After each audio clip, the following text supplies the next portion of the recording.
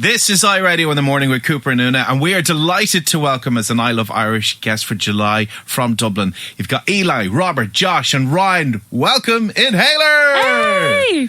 Oh, very good to be with you. How's it going, lads? We're absolutely loving the track, These Are the Days, and when they heard it, it really gives off that energy from the first time I remember hearing What's the Story, Morning Glory from Oasis.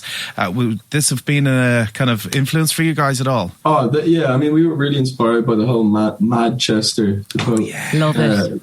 That thing, like, it started off with Joy Division, and then you like discover New Order and Oasis and Stone Roses. Stone Roses, my favourite. Yeah, Love them, yeah. They're kind of a big part of our DNA, I think. You've known each other a long time, lads. When did you form the band? The lineup that we are now, like 2016, wasn't it? Or something. It was when Josh joined that we like kind of, I think, properly started calling ourselves a band, because we finally got someone who knew how to actually play their instrument. So that was really when it kind of started. Yeah, about 2016, I suppose. But us three kind of were playing together since about 2012. It's 10 years. Wow. We're getting to that 11-year itch now. Yeah. The anniversary's worn off. And how did you guys come up with the name Inhaler? I love it. Did you go through a couple of other names before you settled on that? Hundreds of names. Like, fake story. One time Eli was walking down the road and he slipped and he was going to hit his head against the ground. It was like really hard concrete, but an inhaler was on the ground and it caught his head and he ended up living. So that's what we called it. Is that a true story? No, that's the fake story. Absolutely not. We just try and come up with a different story every time, but it's quite early. Right now.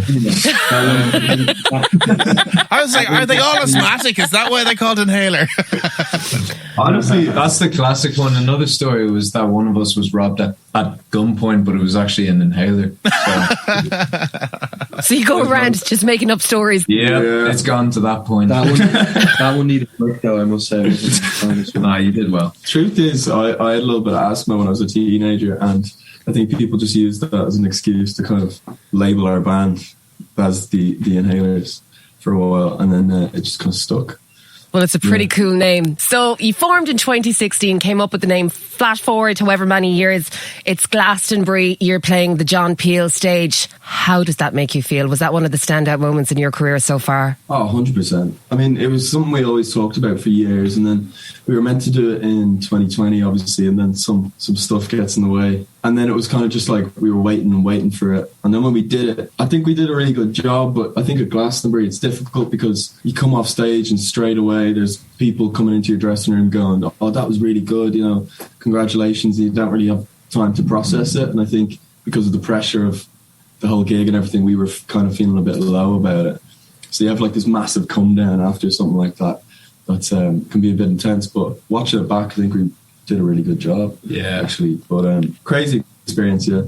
You've been having amazing experiences. In fairness, like you opened for Noel Gallagher's High Flying Birds, like that is just iconic as well. The fact that you were Oasis fans as well. You've opened for Kings of Leon, and you're going to be on tour with the Arctic Monkeys as well. This is incredible. Like what a life you've started. I know, yeah. Like in such a short amount of time with getting the band together. Like this is really, really big for you guys. Like congratulations. Oh, thank you so much. We really feel that. I think certainly doing the Kings of Leon support and the Noel thing, but Kings of Leon, I mean, we ripped off so many of their tunes. You heard it here. Well, I remember walking into sound check for that, and you could hear that they were still on stage and they were playing, some of these songs that we used to try and cover when we were like 13, and that was a really big kick me moment. But then at our own sound check, we're playing one of our songs and you look out into the audience and you actually see some of them are standing there listening back to your sound check. Yes. You realise then that you've ripped off some of their songs.